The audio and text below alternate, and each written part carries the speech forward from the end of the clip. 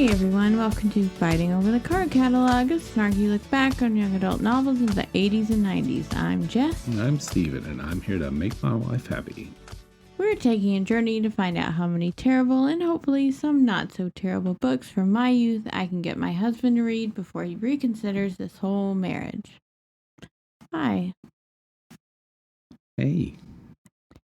Hey. You sound as excited as I am to be here today. So tell me what happened this week. Well, there was an election primary. No, that's not what I mean. What do you mean? I mean, tell me about the book this week. Well, let's see. I started reading the book last Friday. And over the weekend, I just had zero motivation. Yep. So I read a little bit Monday night. Actually, I read a couple of hours Monday night because it was, it's a longer book. Yeah. And then Tuesday I got sick. Yeah.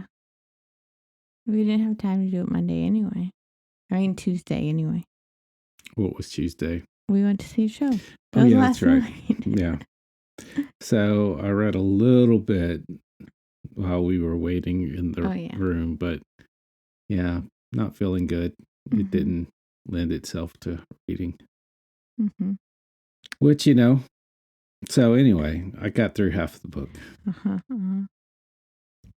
Which is a shame because it's not the worst book. No? So far. I mean, it's not good. It's not great either. No. Anyway. So this week we kind of read Broken Hearts, a Fear Street book by the legendary R.L. Stine, published in 1993. Tell us about it. Roses are red, corpses are blue. On Valentine's Day, you'll die too. There's someone out there, someone who kills on Valentine's Day. Josie and Melissa are scared, especially when they receive threatening Valentines. Then the murders begin. Who is sending these horrible Valentines to the girls of Shady Side High? And who will be the next to die? That wasn't very exciting. Okay, so on the scale of 1 best book ever to Dementor's Kiss of 10, sucking the soul from your love of reading.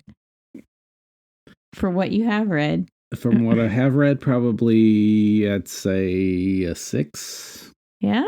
Yeah. Oh. I give it a 4. Yeah. For being a Fear Street book, yeah. Yeah. Well, the characters are pretty annoying. Oh, yeah. You just got to deep dive into that, though. Yeah. Yeah. So, our main characters. We start off meeting Melissa Davis and the McCall sisters. 14-year-old Erika and her 16-year-old untwin, as they call themselves, Rachel and Josie. Because they're nothing alike. It's so wacky. Rachel is the nicer, calmer one with beautiful long red hair. That's an important point. She's been dating her boyfriend all throughout high school, while Josie changes boyfriends as often as she does socks. They're a bit slut-shamey to her, to be honest. Yeah, but to, their point is, it sounds like she enjoys, like, hurting guys, like breaking up with them. Oh, yeah, that's true. She does play it like a game. So... But that's not really... I mean, they're not making that point, though. I don't think. Well, they kind of do at the very beginning, because they're like, isn't it... You guys have been going out for like 2 months. Isn't it time for you to break up with him? Oh, yeah. True. So anyway, at the beginning, they're all going horseback riding together. But Erika, even though she's feeling pretty cool and honored that, like her older sisters and their friend are, asked her to hang out with them, she wusses out about it because the horses are scary. And the others are like really hella rude about it. They have told the hot stable hand that they're experienced riders. So he leaves them to saddle their own horses, which, as we know from the Saddle Club, isn't exactly straightforward. No. And you would think if the guy didn't know them already, right, that he would need to stick around and make sure anyway. Yeah. And like it says, two of them had been there before. I forget which two. But it was the same thing then. That's when they told him that they were very experienced. And he's just like, oh, okay. Yeah. He's very bad at his job. And then Rachel decides to not wear a helmet because it will mess up that long, beautiful red hair. Yeah. Obviously. So the other thing was they were talking about it's going to use up our whole hour getting the horses saddled. And I'm like, it takes a long time to it probably takes a good 30 minutes to get everything done right. And then. Yeah, that's why the Saddle Club girls get there early to do it. So I don't think that a place that rents by the hour would actually charge them when they started putting the harness and stuff on. Yeah. But, anyway, just a nitpick point. Yeah, no, you're totally right. But again, they aren't overseeing this whole process very well at all. So this whole helmet thing is not going to go well. And what do you know? You're correct. She falls off that damn horse when a dog spooks it because, of course, her saddle comes flying off and she hits the ground with a sickening crack. Cool. So we skip to the following February where we learn Melissa has some big time PTSD from the accident, seeing her friend deal with that. But Rachel's somehow still alive, and Josie doesn't talk to Melissa anymore because she blames her for the accident. Because what had happened was that Josie had buckled or put on the saddle for Rachel and then had Melissa check it. So obviously it's Melissa's fault. Yeah, so basically she said, "Is this right?" Yeah. And Melissa was already on her horse. Yeah. So she looks at it and says, "Yeah, that looks good." Yeah. And so Josie says it's her fault because of that. Yeah. Cool. Yeah. Sounds like other people we know in the United States. I don't know what you're talking about. So speaking of United States bad people, Josie is currently dating Steve Barron, which is way too close to Steve Bannon for my liking, and I hated it. Fortunately, they don't refer to his last name very much. Otherwise, I would have hated it a whole lot more. So they've been dating for 5 whole months, which is a long time for her, but I don't know why, because he hates her dog, Muggy, calling it a rat and a rodent and asking why she doesn't just step on it to put it out of its misery. So apparently, fuck all the way off, Steve. She did break up with her boyfriend like immediately after the accident, and then immediately started dating this other guy. Yeah, but it's been 5 whole months. It's a real relationship. As you would when your sister gets in a major accident. Sure. Yeah, such a big deal is made out of how much she loves this dog. Is gonna die. Because it's an R.L. Stine book and he's a terrible animal killer.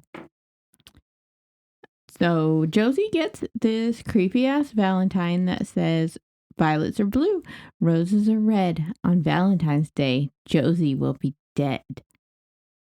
She freaks out, but Steve's like, "Well, it rhymes okay." Okay, asshole Steve, you did make me laugh. But you're still a dick. Josie thinks it's from her ex, Jankman. That's who she was dating at the beginning of the book. But he still follows her around and shit. And it's super creepy. But she thinks everything is Jankman. True. So she reads this scary ass Valentine, and then all of a sudden there's a pair of hands around Josie's neck. Ah! It turns out to be Rachel, who we find out is not quite right after the accident. She's basically a child who has to be watched at all times. And because they can afford to hire someone to do so during the week, this falls on her sisters, but really Erika, because Josie's a horrible bitch. Yes. And Erika is 14. Yeah. Please remember. Okay. Shouldn't there have been some sort of insurance or something from the horse rental stable place? I would say maybe, but at the same time, there's also a lot of these businesses that make you sign waivers to do anything with their business, holding them not legally liable. Well, they sure didn't sign anything. They didn't show us. But, I mean, really, if there's an accident like that, okay, she should have been wearing her helmet, but they were not overseen doing their saddles. There'd have to be some sort of responsibility for that, right? Not if they signed a waiver. I'm going to have to look up waivers for stables. Yeah. Anyway. So at least Erika has Rachel's boyfriend there all the time. The one that she's been dating throughout all of high school. It's pretty weird and sad. Yeah. I mean, yeah. Luke is obviously really angry and resentful towards Josie, thinking that the accident was all her fault since she put the saddle on. And so since he's so angry, Erika thinks that he sent the Valentine. So look, it's all wrapped up in chapter 3. No.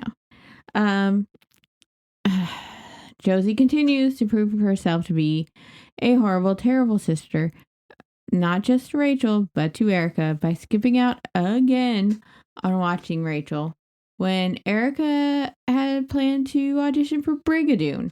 And so now I'm personally offended as a theater person. Well, let's think about this. If she has that much responsibility, even if it was 50-50, right, with her and her sister watching her other sister as soon as she gets home from school, right, how much can she really put into this play?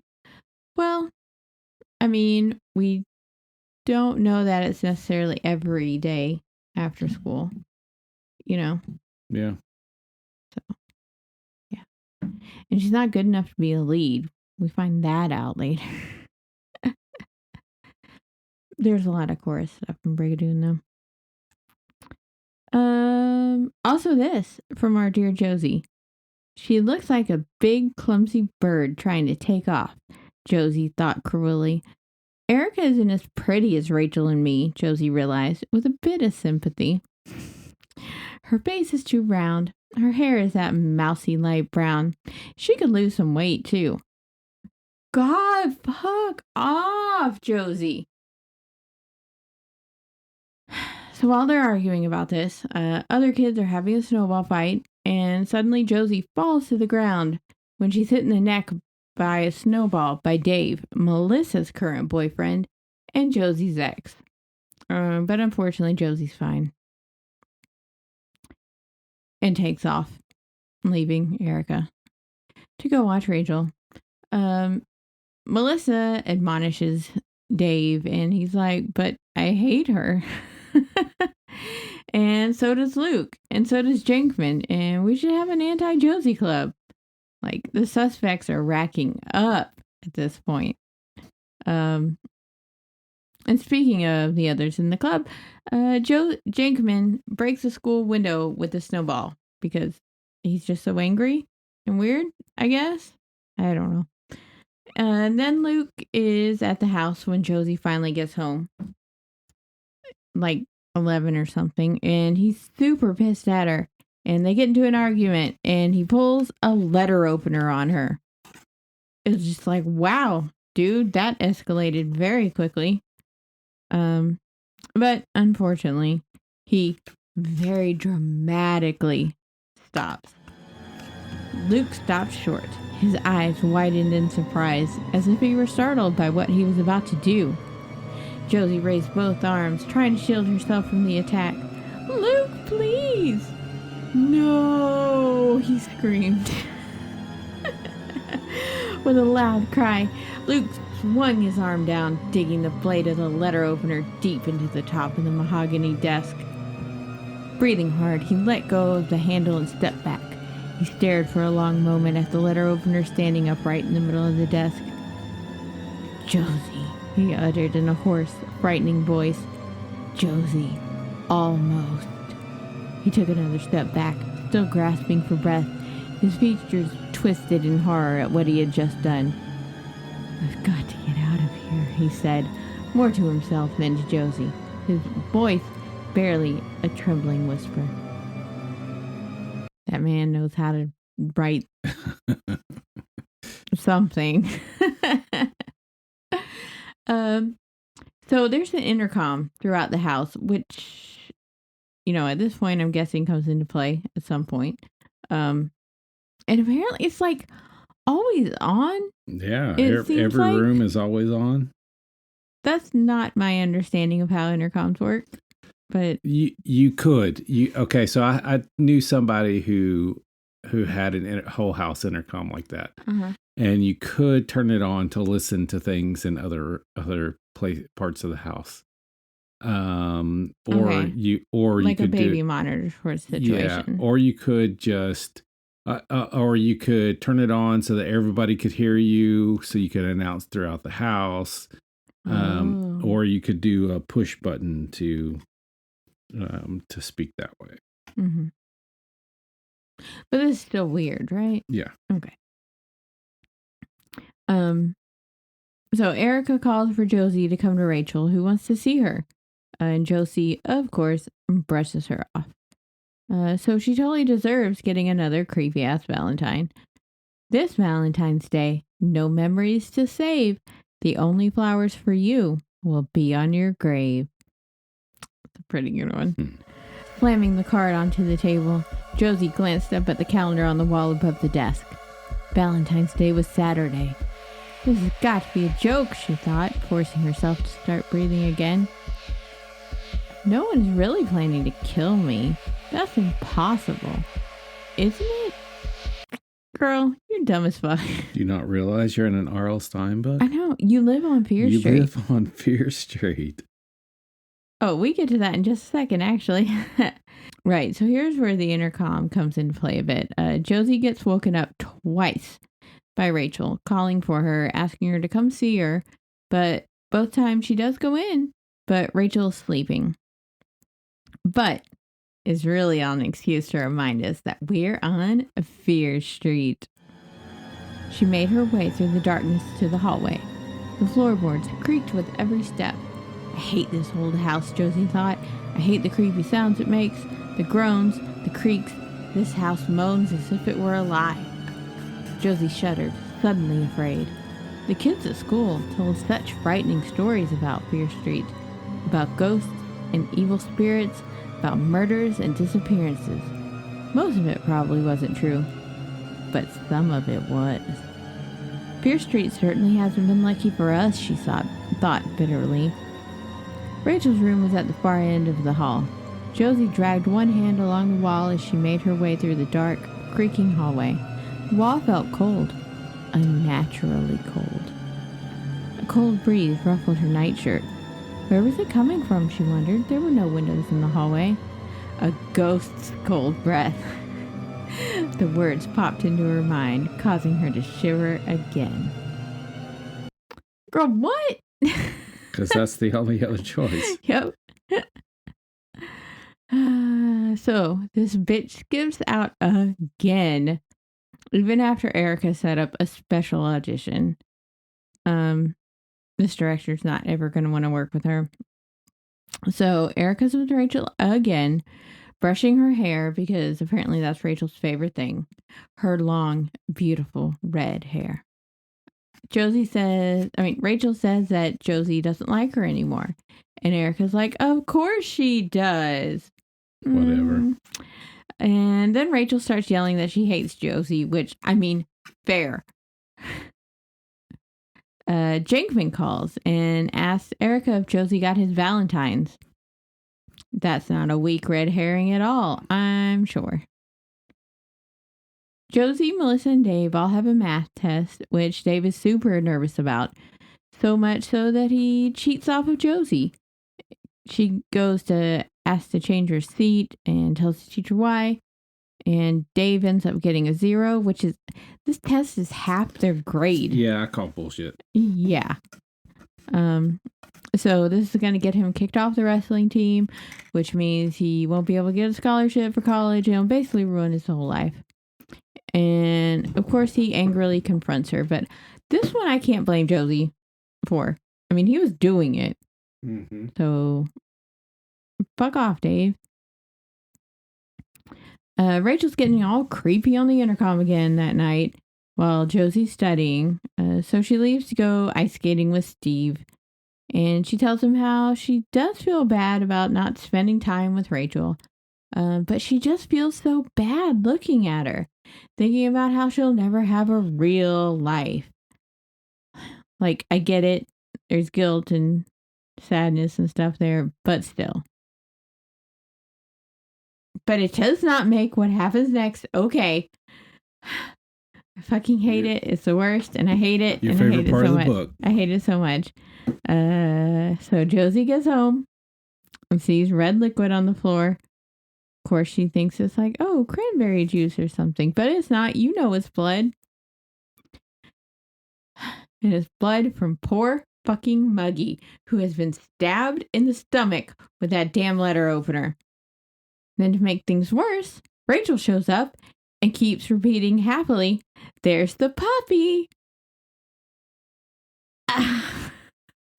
And Erika walks into this whole clusterfuck of a scene. So I'd like to point out here that we have yet to see a parent. Mm-hmm. Dad works out of town a lot, and Mom works quite a bit too.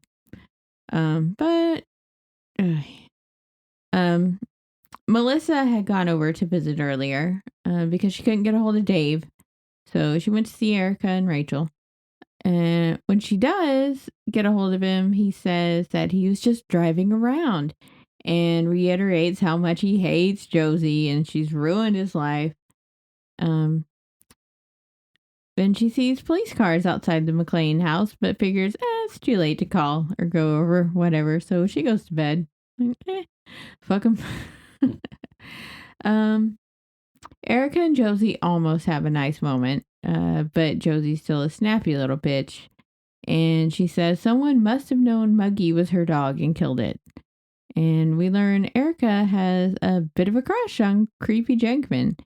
And he had sent some funny Valentines to Josie, which is what he meant earlier. How many fucking Valentines does a girl get in the mail? So many that they don't tell us about them. I guess so. That. And this is about the point where I'm out of the book. Yeah? Yeah. Oh, okay. Interesting. But was that ever a thing? What? Valentine's in the mail? No. Yeah, me neither. It was always an at-school thing. Because you wanted people to see.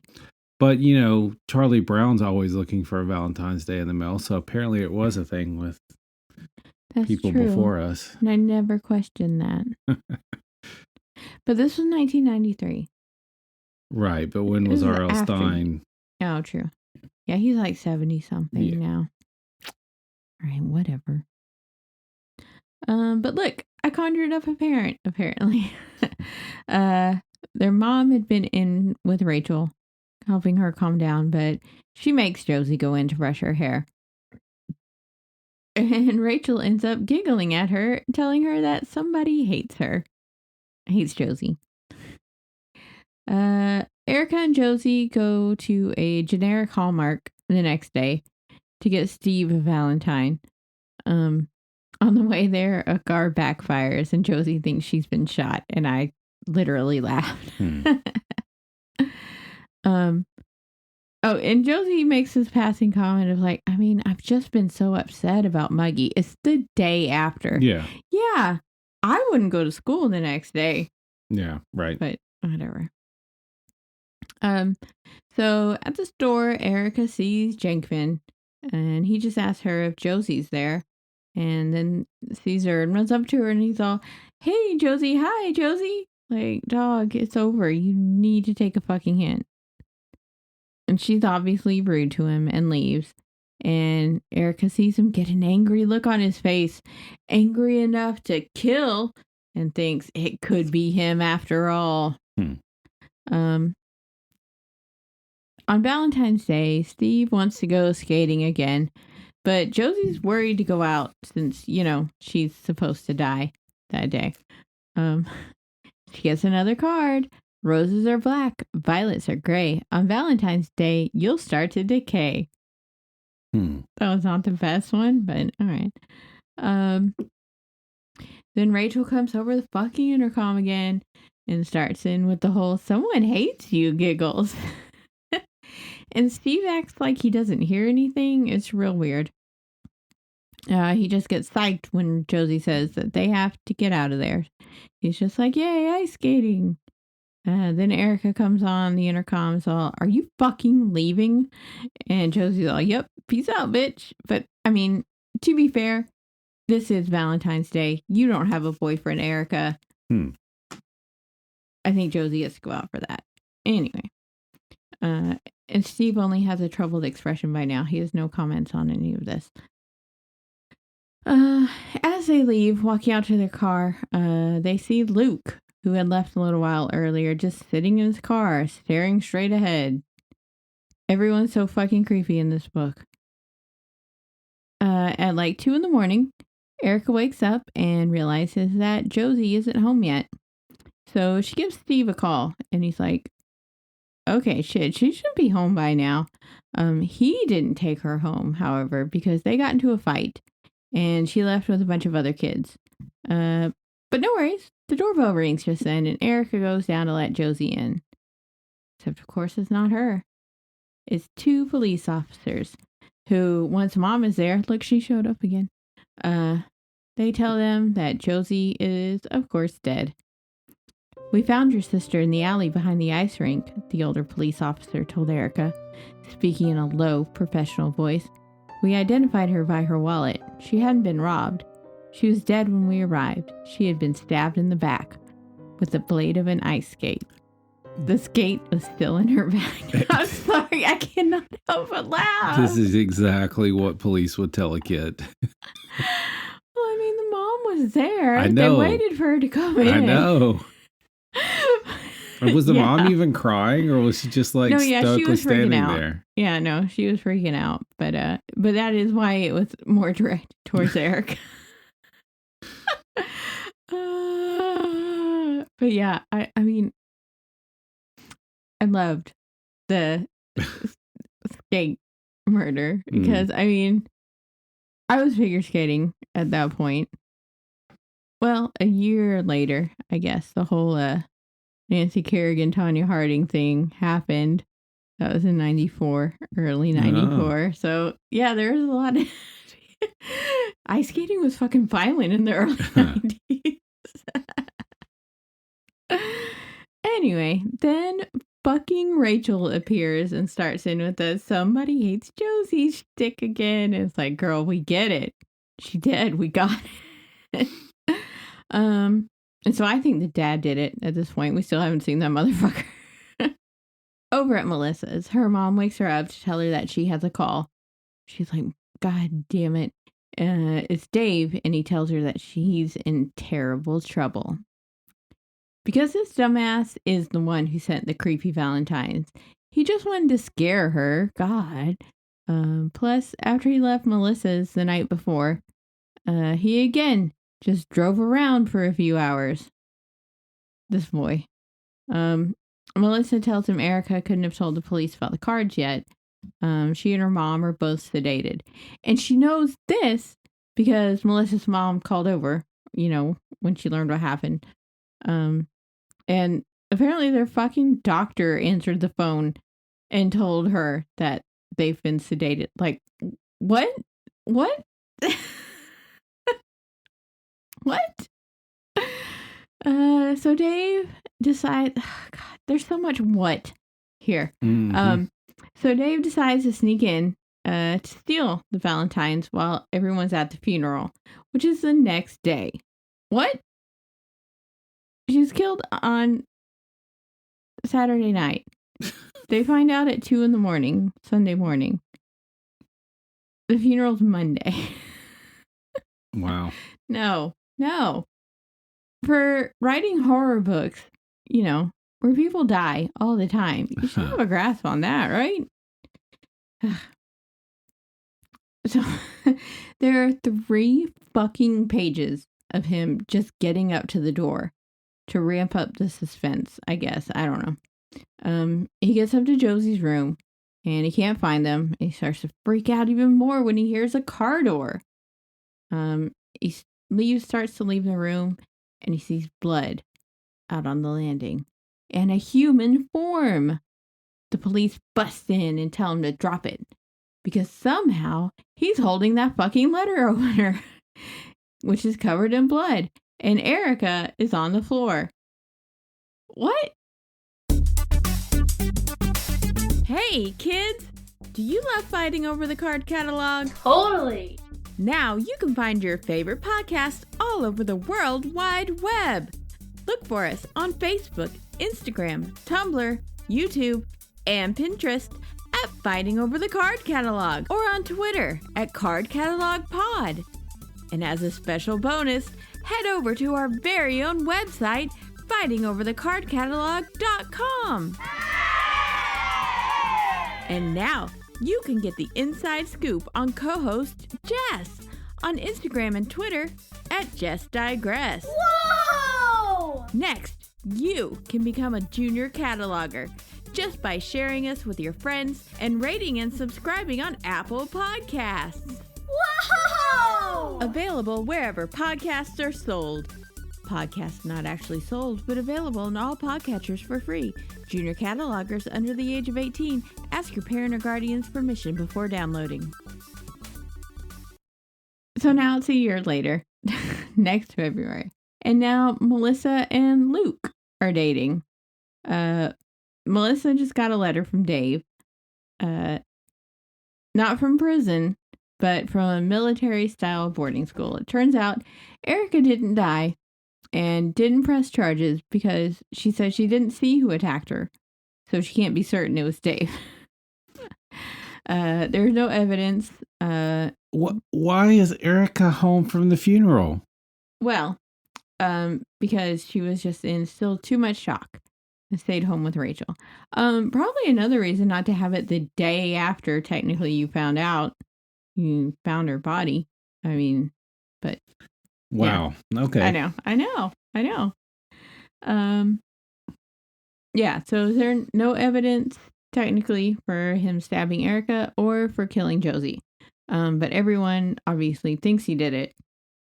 So his parents sent him away, and even Melissa isn't totally sure. She's like, of course he didn't do it. But did he? Which, fair. Mm-hmm. So Luke has stopped going to see Rachel every day, by the way. And obviously, if he's dating Melissa. Yeah. But now he wants to go to... So that means Melissa's next, because it's obviously Rachel who's killing everybody. Now he wants to go to a skating party on Fear Lake. But, oh no, Melissa gets a creepy Valentine. Mm-hmm. Roses are red, violets are blue. On Valentine's Day, you'll be dead too. So Erika's still brushing Rachel's hair. And Rachel asks if Luke is coming, and Erika's like, no, he's with Melissa now. And Rachel freaks the fuck out, screaming about how she hates Melissa and Luke. And I mean, it wasn't necessary to tell her that part, Erika. Mm-hmm. You could just said no. Mm. Then the phone rings, and is Steve asking her, Erika, to the skating party. But, of course, Erika has to watch Rachel, so she has to say no. But she hasn't been watching her the last 2 minutes while she was on the phone, because now the front door is open. Erika runs out, and Rachel's hiding behind a tree in the front yard. And it's all, did I scare you, Erika? Giggle, giggle, giggle. Another Valentine for Melissa. Flowers mean funerals. Flowers mean death. On Valentine's Day, you'll take your last breath. Luke wonders if they're from Dave. And, this had not occurred to Melissa at this point. He sent them before. Why would he not be sending them again? What? And then Dave's mom calls, and she asks if Melissa has seen him because he has run away from boarding school and has been talking about her a lot lately. So she and Luke compare the handwriting on the Valentines to his letter, and what do you know? They're the exact same. Melissa goes over to tell Erika that Dave has left school, and Erika's like, he's coming to kill me. And Melissa tells her about the Valentines, and then Erika's like, he's coming to kill you. Erika hears a noise, and she finds that Luke has snuck into their house to leave a Valentine for Rachel. Yikes, my dude. Because he still feels bad for, they didn't break up, I guess, technically, but... Right. And then that night, Dave climbs into Melissa's window. Another yikes, my dude. This book is just full of yikes, my dudes. He's hella creepy, of course. I mean, obviously. But he says he knows who the killer is. And he insists he didn't send those new Valentines. She shows him, though. And when he sees the handwriting, he exclaims he's certain he knows who the killer is. And he basically just hops on out the window. Okay, man. The next day, Melissa is watching Rachel because Erika finally gets to be in a play. And she's at rehearsal. And they have fun in a pile of leaves. And then Erika gets home. Melissa tells her about Dave showing up the night before. And Rachel starts giggling that someone hates Erika. And also a really big deal is made that Rachel's not allowed outside by herself. But she's like, yes, I am. Like a 4-year-old might say. And then that night, Melissa hears a noise outside and goes to her window and sees a figure with long red hair running away. It's Rachel. Her dad calls the police because he heard it too. And when they get there, they're like, when did you discover the body of the teenage boy outside? Not Luke. Over at the McLean's, Erika is trying to get to sleep when Rachel calls for her to come brush her hair. And then the cops show up asking to talk to Rachel in connection with the death of Dave. It wasn't Luke, it was Dave. He was stabbed to death too.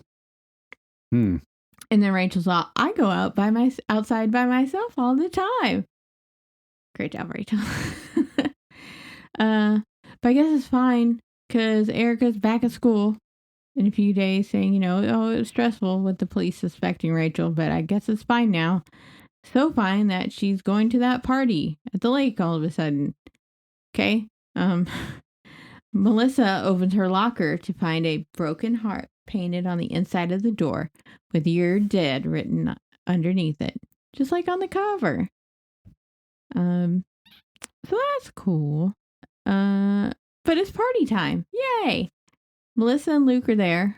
She's a horrible skater. For some reason, there's a part of the lake close by that's not totally frozen. But hey, we're going to have a big party with a ton of kids there anyways. Cool. So Luke fucking takes her over there for a private lesson with a menacing look in his eye. And then he won't let her leave when the ice starts cracking. He just says he just wanted to kiss her, but she's like, you really fucking scared me, you asshole. Who is this? Luke. Okay. But she feels bad for holding him back skating wise since, she sucks. And she tells him to go ahead, do a few laps. So he leaves her there in the middle of nowhere, literally near thin ice. At least get her back safely. dumb shit, but no.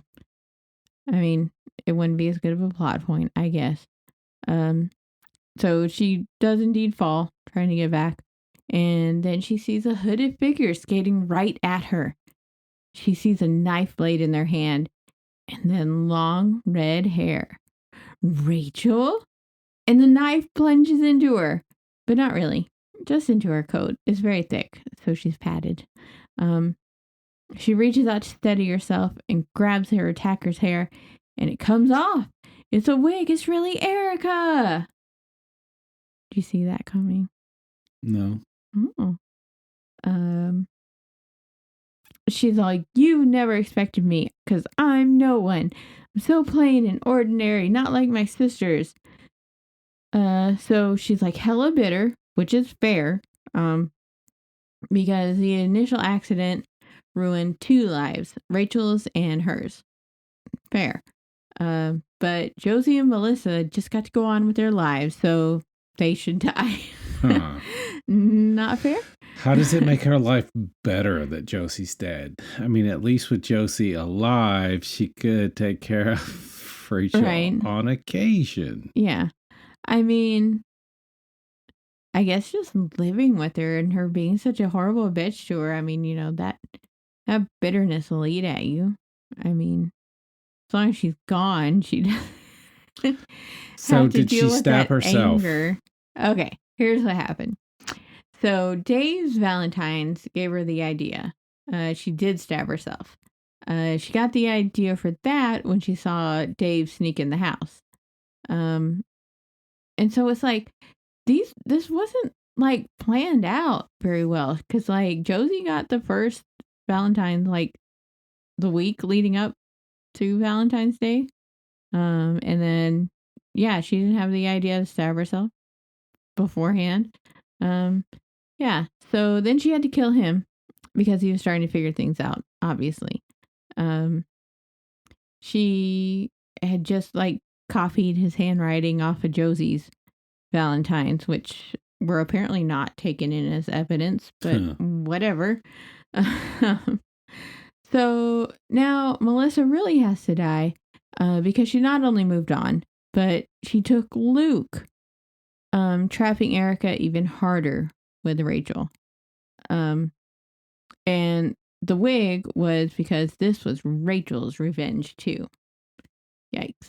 And she stole it from theater.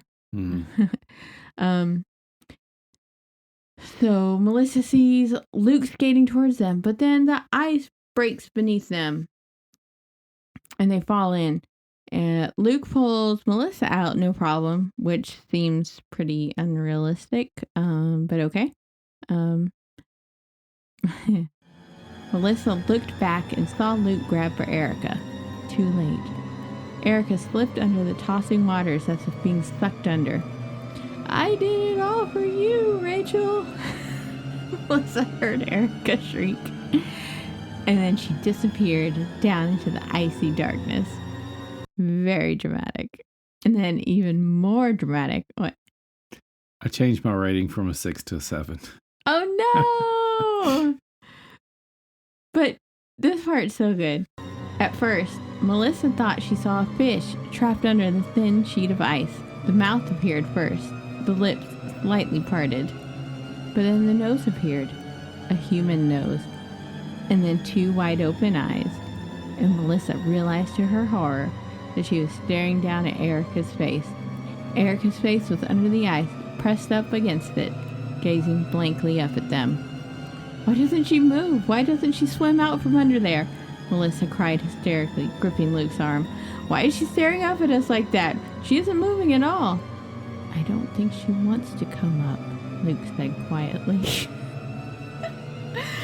So let's stand here and just watch. Melissa stared in horror at the unmoving, wide-eyed face, staring up at her, pressed up against the ice. Erika had been in prison for a year, staring out at the world, Melissa thought grimly. Now she's staring up at us from another prison. Wow. And this guy got paid to write how many books? Oh my god, you should look at his Wikipedia. It's It's unbelievable the amount of books this man has written. But I mean, on, I guess you're just okay. It's another chapter. Give me a word. I could just use any word here. That is some kind of. I mean, okay. I was reading this when I was 11, 12. I mean, that's some good dramatic shit, though. When you're that age, because I'm not gonna lie, that image of her looking up through the ice, it freaked me the hell out when I was younger. Especially, you know, as someone skating on lakes and ponds a lot. Yeah, you could see it. Man, so fucking over dramatic. It's wonderful. So 3 weeks later, Melissa and Luke are visiting with Rachel, who's showing them a picture of a snowman she painted. Because she does go to school, apparently, and this is what she does. Their mom's there, watching with a calm smile on her face. She seems super chill about losing another daughter and finding out, you know, she killed her other daughter. So I'm hoping she's still sedated. But yeah, yikes. But it makes me wonder who's watching Rachel now. And why have we still never seen the dad? This family's something. So they leave. Melissa says it was nice. She hadn't seen Rachel since Valentine's Day, and Luke's like, hey, maybe let's not mention Valentine's Day. It sucks. And Melissa suggests Groundhog Day cards, and Luke thinks that's romantic. Then they fuck, thinking about weather forecasting rodents. I presume. They don't say that. It just makes it seem like it. Anyways, the end. So what's your favorite part? The part where Dave goes psycho because he cheated. Because he cheated? Because he cheated on the test. On the test. I was thinking people. Yeah? And he was like, this is half my grade. That means I'm going to get kicked off the wrestling team. That means I'm going to lose my wrestling scholarship. That means I can't go to college. All because of Josie. He spiraled pretty bad. I just really respect how fucked up every single character is. I mean, I guess Melissa's okay. But I love how everyone sucks and everyone dies. I mean, that's what I meant by that. You just got to jump into it, you know, because they're all terrible. But if you go into it, you know, with that point of view, like, wow, this is awful, it's more enjoyable. So what's your least favorite? When it started. Least favorite was the part where I had to read it. But you didn't have to read it. Or I was told I had to read it and then sullenly tried reading. You were very sullen. I just need you to quit fucking killing animals, Robert Lawrence Stein. He doesn't. He continues, but I mean, that's I'm dramatic. I'm sure it's a way to easily show that somebody is bad, or psychopathic, or something. Yeah, and to scare little girls who love animals. Yeah, I know that. Like on Ender's Game, it shows that the older brother was bad by him torturing animals. Yeah. Yeah. Did you learn anything today? That R.L. Stine makes a lot of books. Did you look at his wiki? I have not. Oh, then you don't even know my dog. I mean, I've seen like book collections where there's like 50 books of his in there, so I know he's written at least 50. And I'm sure more, but it was just one collection. Yeah.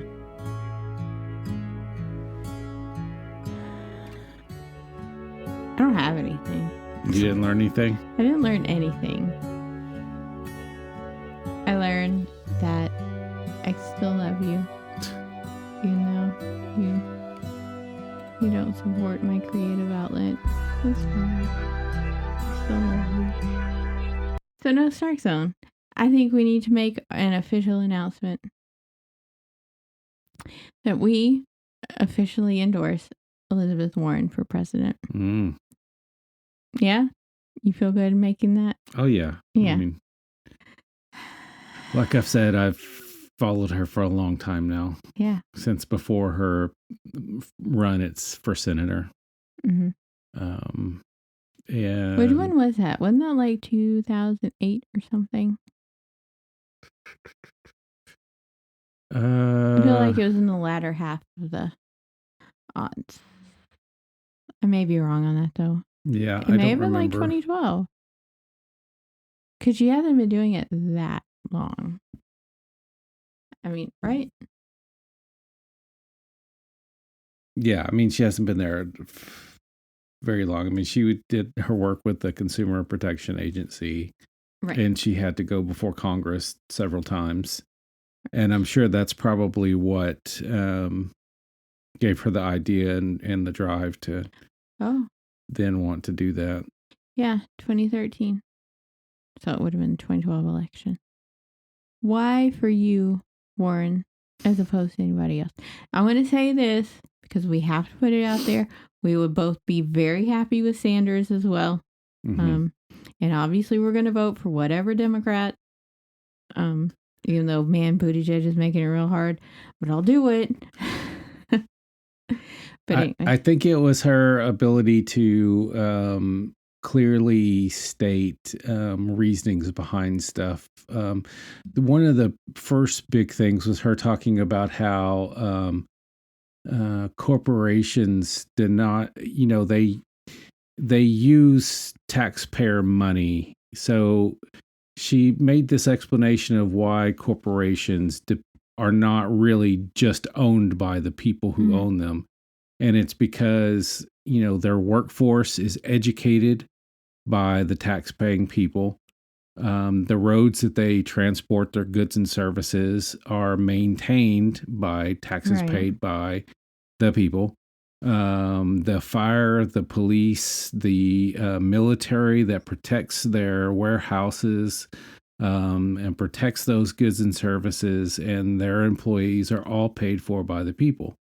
So, she had ways of explaining things like that and saying why they should, there should be no corporations not paying taxes because they absolutely are getting the benefits of the individual paying taxes for them all the time. Yeah. But it was things like that. And then she consistently takes stances that I believe in on different subjects. I know that the universal health care is not popular with a lot of people. A lot of it is just because they're afraid they're going to get worse care because they hear, our healthcare industry is based on profit. And I will repeat this again. The top 5 healthcare companies last year made more than the top 5 computer industry companies. I mean, that means they made more money than Amazon. They made more money than Google. They made more money than Microsoft. And all of that profit that they received came directly from individuals paying for their insurance premiums to begin with, and the fact that we pay twice as much per capita for healthcare than any other country in the world. And that's all because of the greed of corporations. And you have to understand that for so many years, I did not use healthcare, even when I was sick, specifically because I didn't have the money to. Even though I was paying these premiums every month, I could not afford the $80 to go. So, I couldn't afford to pay the $80. So I just didn't go to get medical care. And if you took all of that out, if you took all of that greed out, then so many more people would have access to healthcare. And like, they talk about some countries how you have to wait so long for specific things. Well, at least they can get that procedure, even if you have to wait 30 weeks for a procedure. People here will wait until they die to get it because they can't afford it. But also, I mean, it's not like we get right in for anything. Like it'll take weeks and weeks. Yeah, I mean, just for your MS diagnosis, we spent like 3 months waiting for your initial primary care physician appointment. We got that. We got a referral for a neurologist. It took probably 6 months to get a call back from the neurologist. And then the closest appointment was like 4 or 5 months away. Yeah. So it was literally, it's not like it was over a year before we even got in to see the neurologist, much less start with getting MRIs and other things for a diagnosis. Yeah. And that was with healthcare. Yeah. Yeah, because I think we got me on your insurance in June. And then my first MRI was the following February. Yeah. Yeah. So like it was like earlier this year, we had to get the annual MRI, and we were told that if we did not have insurance, it would be $1,500. But if we had insurance, it would be $3,600. But hey, we could pay it out over time. Yeah. Well, if we use the insurance. If we use the insurance, we can still do the $1,500. Oh, and it was actually more like $7,000 total that they billed the insurance company. Right. The $3,600 was our portion of the cost once we hit our deductible for the year. Yeah. So I mean, it's a very broken system. And that's just a yearly essential checkup on my brain and my spine.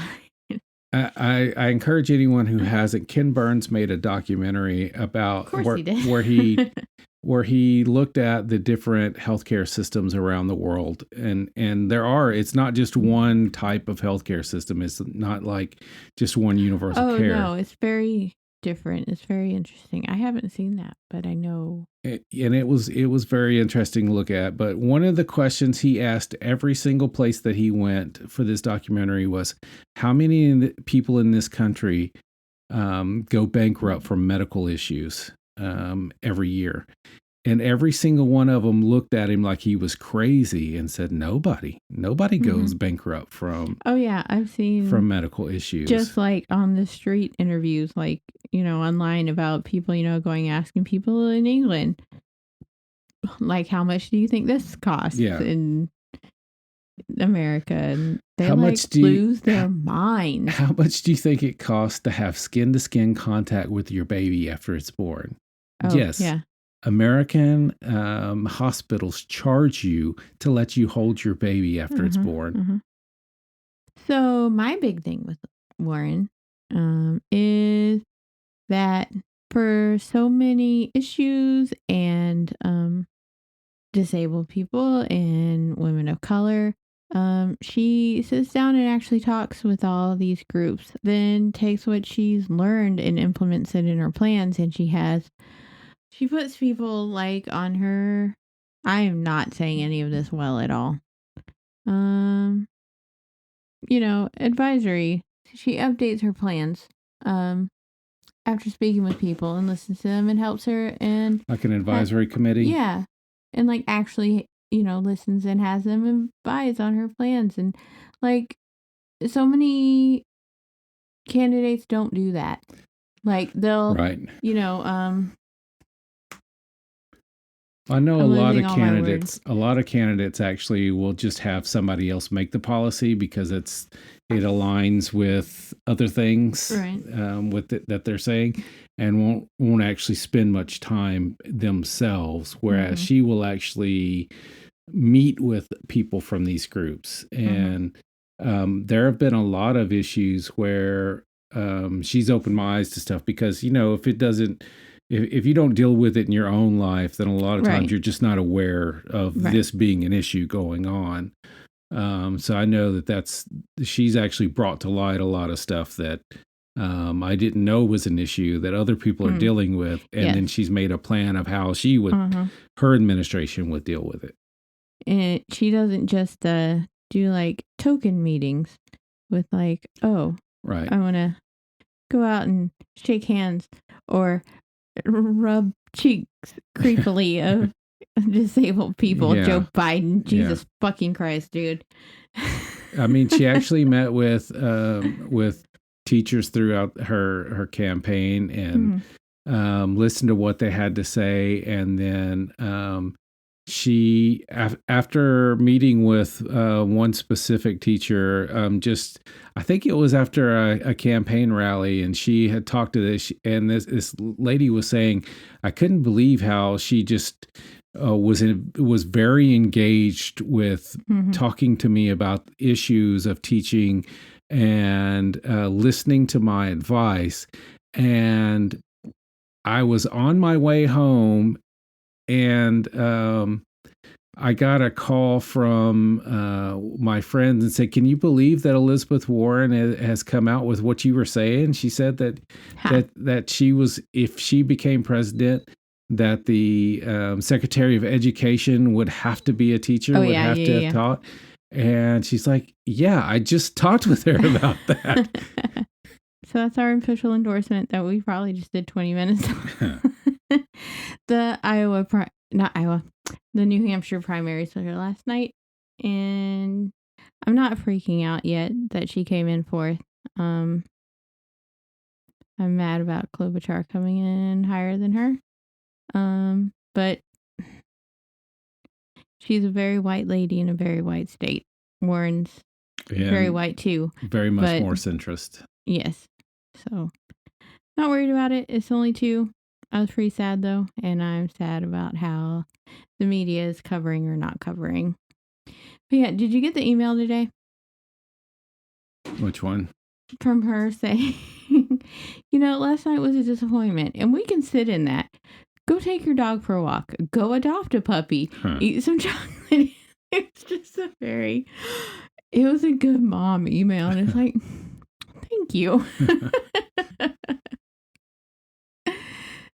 Anyway, what you reading? Hold on. If you like anything we just said, please go to ElizabethWarren.com and donate to her campaign. Thank you. We do it quite often, and we have so much swag, you guys. Oh my God. All right, what are you reading? Babylon's Ashes, which is the last audiobook they have of the series. There is at least one more book. Of which series? The Expanse? The Expanse series, yeah. And, it was like it started off, it was pretty gloomy. I didn't know how in the world he was going to make this book to work. I mean, because basically it was like an apocalypse toward the end of the last book. And so I didn't know how he was going to keep it from just being totally a bummer this entire time. But he is such a good writer that he concentrates on individual stories happening, and you're not constantly thinking about the big picture of how everybody on Earth is going to die, and how everything is falling apart in the whole universe. But anyway. It's good. It's really good. I'll finish that up tomorrow. Is that it? That's it. Okay. I'm still working on The Last Year of the War. And I got a big bummer today. I got 2 books out 2 weeks ago. And my other one, somebody put a hold on it, so it's due on Friday. I'm never going to get to read it. No. Yeah. I mean, I will eventually, but yeah. Anyway. Anything else? Love you. I love you. Next week we're reading Anastasia at Your Service. So that's a better book. Because Anastasia is awesome. And you can probably knock that out on Valentine's Day when we're at my infusion for at least 6 hours. Yes, I'm sorry. But it's a good one. Anastasia's dope.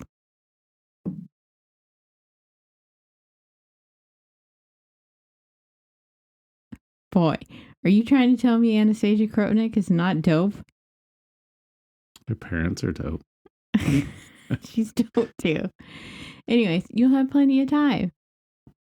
So you don't have to. We might have to divorce over you not liking Anastasia. I don't know. Anyways. I didn't say I didn't like. We're rereading the book through childhood. So you don't have to. Bye, everybody. Goodbye.